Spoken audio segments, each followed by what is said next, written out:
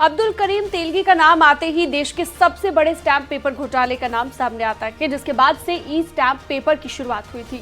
लेकिन देहरादून में अब इसी तरह का एक और बड़ा घोटाला सामने आया। एक रिपोर्ट आपको दिखाते हैं।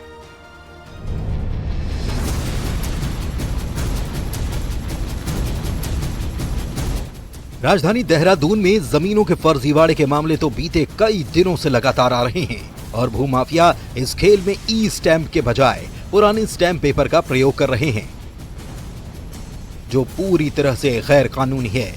लेकिन देहरादून में भूमाफिया इससे भी कई कदम आगे चल रहे हैं।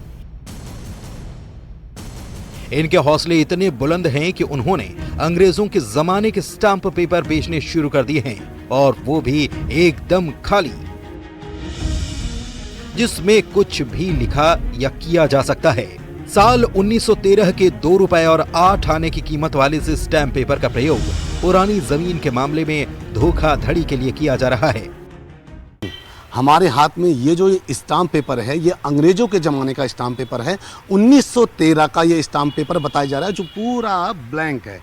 यानी कि आज भी इतनी आसानी से पुराने स्टाम्प पेपर मिल रहे हैं, जिस इन इलीगल स्टाम्प पेपर के ही चलते कई भूमि सरकारी हो या गैर सरकारी हो, जो खाली पड़ी भूमि देहरादून में जो ज़मीनें हैं, उनके दस्तावेज बदले गए हैं। ये वही स्टाम्प पेपर हैं, ये तो अंग्रेजों के ज़माने का है।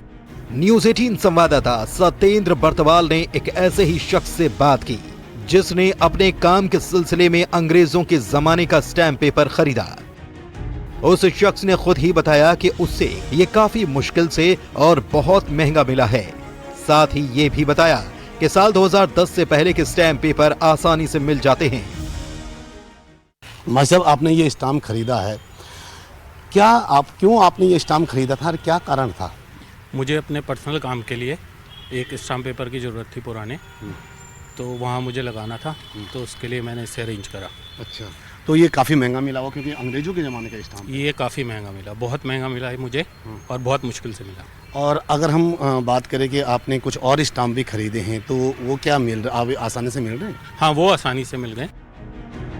सबसे ज्यादा हैरानी की बात यह है कि अंग्रेजों के जमाने की ये स्टैम्प पेपर एकदम ओरिजिनल हैं, और ये कहां से लाए जा रहे हैं, इसे कौन बेच रहा है, ये बड़ा सवाल है।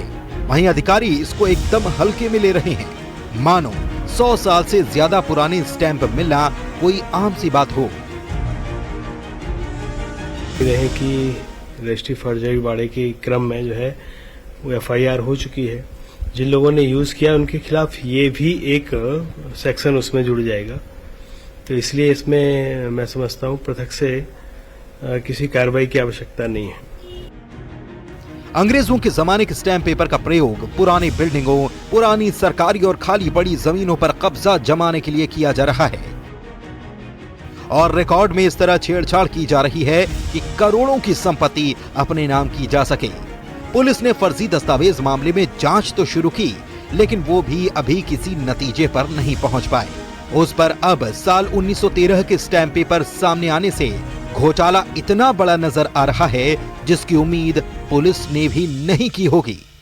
न्यूज़ 18 के लिए देहरादून से सत्येंद्र बर्तवाल की रिपोर्ट।